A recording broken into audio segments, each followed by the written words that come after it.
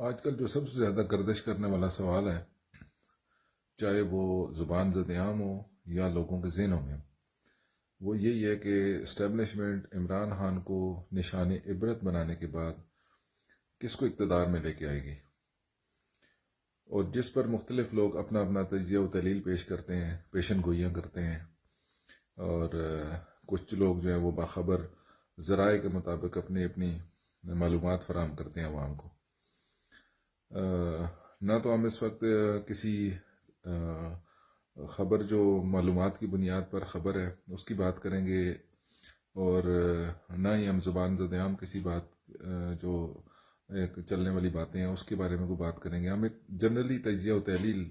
جو ہے وہ کرنے کی کوشش کریں گے کہ اسٹیبلشمنٹ عمران خان کو نشان عبرت بنانے کے بعد اقتدار جو ہے وہ کس کو سونپے گی۔ تو ہمارا تجزیہ یہ ہے کہ اگر آپ ماضی کی اسٹیبلشمنٹ اور سیاستدانوں کے درمیان، مختلف پارٹیوں کے درمیان یا مختلف حکومتوں کے درمیان اگر کہا جائے تو یہ زیادہ مناسب ہوگا کہ مختلف حکومتوں اور اسٹیبلشمنٹ کے درمیان آج تک پاکستان کی تاریخ میں جتنی بھی ماجرائی ہوئی ہے، اس میں اسٹیبلشمنٹ نے بذات خود ایک بہت بڑا سبق سیکھا ہے۔ جی، ہم نے یہاں پر خصوصی طور پر اسٹیبلشمنٹ کا سبق سیکھنے کا تذکرہ اس لیے کیا ہے کہ پاکستان کی سیاسی تاریخ اس بات کی بھی گواہ ہے کہ سیاسی پارٹیوں نے کوئی سبق نہیں سیکھا۔ اس ساری ماجرائی سے اسٹیبلشمنٹ اور سیاسی پارٹیوں، حکمرانوں، سیاستدانوں کے درمیان ماجرائی میں اسٹیبلشمنٹ نے تو سبق سیکھا ہے،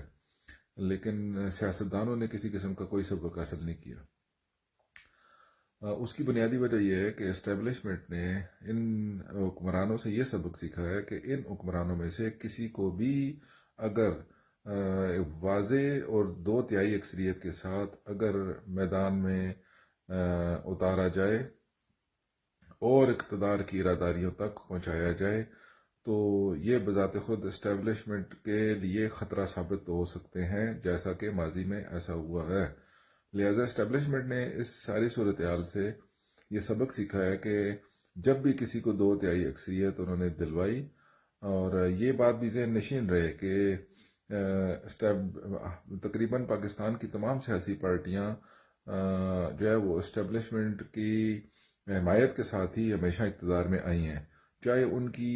عوامی جو فوٹنگ ہے یا گراس روٹ لیول پہ ان کی اپنی جو فالوئنگ ہے یا لوگوں کے ساتھ ان کی جو ایسوسیشن اور افیلیشن ہے وہ اپنی جگہ ہے، اس حقیقت سے کوئی انکار نہیں کر سکتا، لیکن حکومت میں آنے کے لیے اسٹیبلشمنٹ کی حمایت ہر صورت میں جو ہے پاکستان کے معاشرے کے اندر، پاکستانی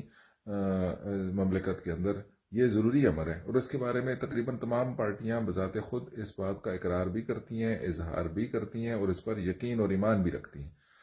لہٰذا ایک بات ہوتا ہے کہ اگر کسی سیاسی پارٹی کی بہت زیادہ مقبولیت بھی ہو، جیسے کہ عمران خان کی اگر بات کی جائے، آج کی بات کی جائے، تو اس بات سے چاہے وہ ابھی کی مقبولیت، عمران خان کی مقبولیت بنانے میں اسٹیبلشمنٹ کا ہی بہت بڑا رول تھا، لیکن کیونکہ اب اس کی ایک مقبولیت بن چکی ہے، اس بات سے کوئی انکار نہیں کرتا کہ عمران خان نے ساری زندگی جو کرکٹ کے میدان میں زندگی گزاری ہے وہ ان کی مقبولیت اپنی جگہ، لیکن جب سے وہ اس 92 کے ورلڈ کپ جیتنے کے بعد سے جب سیاسی میدان میں انہوں نے قدم رکھا، سیاست میں قدم رکھا، تو ابھی جو اقتدار میں جب سے ان کو اقتدار ملا اور اقتدار سے نکالا گیا، اس سے پہلے اگر آپ ان کی مقبولیت کو مد نظر رکھتے ہوئے سیاسی میدان میں عوام کی حمایت کو اگر جائزہ لیں تو آپ کو کسی قسم کی عوام ان کو ایک اچھے کرکٹر کے طور پر، ایک ہیرو کے طور پر ضرور ان کی حمایت کرتی تھی، ان کو سراہتی تھی، ان سے پیار کرتی تھی، لیکن سیاسی میدان میں عوام نے کبھی بھی ان کو ووٹ نہیں ڈالا، کیونکہ عوام کے ذہن میں ایک چیز ان کے ذہن میں بیٹھی ہوئی تھی کہ جو سیاست کے میدان میں وہی لوگ جو نسل در نسل اس میدان میں وارد ہو چکے ہیں، اور وہی لوگ یا ان کی نسلیں جو ہے جب سیاسی میدان میں الیکشن میں کھڑے ہوتے ہیں تو لوگوں کا ایک آلریڈی ذہن بنا ہوا ہے، ان کی ذہن سازی کی گئی ہے یا ان کا ذہن خود بخود بنا ہوا ہے۔ دونوں طرح کے امکانات موجود ہیں، جس کی وجہ سے وہ لوگ ہمیشہ انہی لوگوں کو منتخب کرتے آئے ہیں، اور عمران خان کو کبھی کسی قسم کی اس طرح کی مقبولیت نہیں ملی، جس کی وجہ سے عمران خان کو فقط اپنی ایک ذاتی سیٹ جو کبھی کبھار وہ جیت جاتے تھے، اس سے زیادہ یہ ایک زمینی حقیقت ہے۔ جن لوگوں کو اس بارے میں معلومات نہیں ہے وہ اس بارے میں جا کر معلومات لے سکتے ہیں کہ عمران خان کو اس اقتدار میں لانے سے پہلے اسٹیبلشمنٹ کی طرف سے بذات خود ان کی کتنی فالوئنگ تھی۔ ایک قومی کرکٹ ہیرو کے طور پر وہ اس کا وہ ایک فیکٹ موجود ہے، گراؤنڈ ریئلٹی موجود ہے اس کا، جو ہے وہ اگر کوئی اس کے بارے میں ممکن ہے کہ جو یوتھ ہے، آج کل کی یوتھ جو عمران خان کے ساتھ بہت زیادہ محبت اور عشق کرتی ہے، ان کو یہ معلومات نہ ہوں تو وہ اس کی معلومات گوگل سے بھی جا کے لے سکتے ہیں، کہیں سے بھی وہ اپنی جہاں سے مصدقہ سورس ان کا جس کو وہ سمجھتے ہیں وہاں سے وہ معلومات لے لیں، ان کو پتہ چل جائے گا کہ ابھی جو عمران خان اقتدار میں آئے تھے اس سے پہلے ان کی کسی قسم کی عوام کے اندر سیاسی میدان میں کوئی مقبولیت نہیں تھی، جس کی وجہ سے ان کو اس لیول پہ نہ تو ان کی پارٹی نے ایکسپینشن کیا اور نہ ہی ان کو اس طرح کوئی خاطر خواہ سیٹیں حاصل ہو سکی جس کی وجہ سے وہ کوئی جو ہے وہ اہم رول ادا کر سکتے، یا وہ اپنا کم از کم اپنی پارٹی یا اپنا ذاتی تشخص سیاسی میدان میں پیدا کر سکتے۔ لیکن جب سے فیض حمید اینڈ کمپنی اور دوسرے لوگوں نے، یہ اسٹیبلشمنٹ نے یہ طے کر لیا کہ عمران نواز شریف اور زرداری جن کے ساتھ ان کا ماضی اچھا نہیں گزرا، تو انہوں نے ان کو نشان عبرت بنانے کے لیے عمران خان کو ایک آپشن کے طور پر سامنے لائے،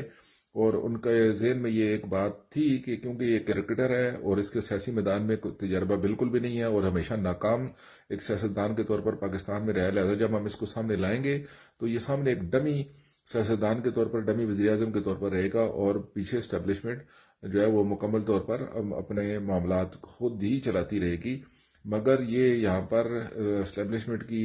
بہت بڑی یہاں پر ان کی اسیسمنٹ یا ان کی جو مس کیلکولیشن اگر ہم اس کو کہیں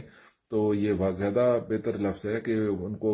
یہاں پر انہوں نے بہت زبردست طریقے سے مس کیلکولیٹ کیا، اور الٹا ان کا اپنا ایک ایسا شخص جس کے بارے میں ان کا یقین تھا، گمان تھا کہ وہ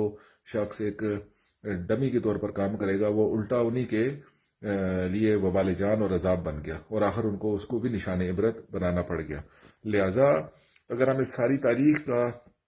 جائزہ لیں تو جس طرح اسٹیبلشمنٹ نے ماضی کے اندر عمران خان اور زرداری سے نواز شریف اور زرداری سے جان چھڑانے کے لیے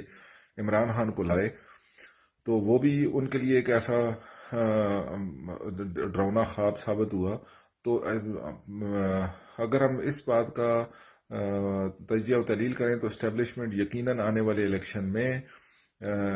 ماضی کے تمام تر جتنے بھی ان کے سیاستدانوں کے ساتھ ماجرائی ہوئی یا جتنے ان کے ساتھ تعلقات خراب ہوئے، جتنے بھی معاملات جو ہے وہ ان کے درمیان کشیدگی کی صورت اختیار کر گئے، اس سے تو اسٹیبلشمنٹ نے یہ سبق حاصل کیا ہے کہ آئندہ وہ کسی بھی پارٹی کو واضح اور 2/3 اکثریت کم از کم نہیں دلوائیں گے، اور یہ ایک ہنگ پارلیمنٹ کی صورت میں ہی جو بھی حکومت بنے گی وہ مختلف پارٹیوں کو ملا کر الائنس کے ساتھ، گو کہ عمران خان کو بھی ایسے ہی بنایا گیا تھا، لیکن کیونکہ اس پر اتنی زیادہ انویسٹمنٹ کی گئی اور اس کی اپنی ایک فین فالوئنگ تھی کرکٹ کے میدان کی وجہ سے، جس کی وجہ سے جو ہے وہ لوگوں کے اندر اس کی شہرت تھی، لیکن جب آپ دیکھیں کہ وہ پارلیمنٹ اس کی بھی کانگ پارلیمنٹ تھی، چند بندوں کو ہٹایا اسٹیبلشمنٹ نے اور اس کی حکومت دھڑام سے گر گئی چند دنوں کے اندر اندر۔ تو لہٰذا آئندہ بھی وہ اسی قسم کی انگ پارلیمنٹ ہی رہے گی، جو ہمارا تجزیہ و تحلیل ہے کہ اسٹیبلشمنٹ نے ماضی کے ماجرائیوں سے، سیاستدانوں کے ساتھ ماجرائیوں سے سبق سیکھا، اور وہ کبھی بھی کسی کو 2/3 اکثریت یا واضح اکثریت نہیں دلوائیں گے، بلکہ ایک ہنگ پارلیمنٹ آئے گی تاکہ جب بھی کوئی ان کے لیے خطرہ ثابت ہو تو وہ اس کو آسانی سے اس کی حکومت کو فارغ کر کے گھر بھیج سکیں۔ لہٰذا ہمارا تجزیہ و تحلیل یہ ہے کہ سیاستدانوں نے تو اپنے ماضی سے اسٹیبلشمنٹ کے ساتھ ماجرائی سے کوئی سبق نہیں سیکھا، اور نہ وہ سبق سیکھنا چاہتے ہیں کہ ہم اس صورتحال پر سیاسی میدان کے اندر اگر اپنا ہولڈ برقرار رکھنا چاہتے ہیں تو کس طرح کوئی اس کا رائے حل نکالیں تاکہ ہم آئندہ اس صورتحال کا سامنا نہ کرنا پڑے۔ لہٰذا اسٹیبلشمنٹ نے جو سبق سیکھا ہے وہ تو اس پر عمل درآمد کرے گی، لیکن سیاستدانوں نے نہ ماضی میں کوئی سبق سیکھا اور نہ آگے کوئی سبق سیکھیں گے، یہ ایسے ہی چلتے رہیں گے۔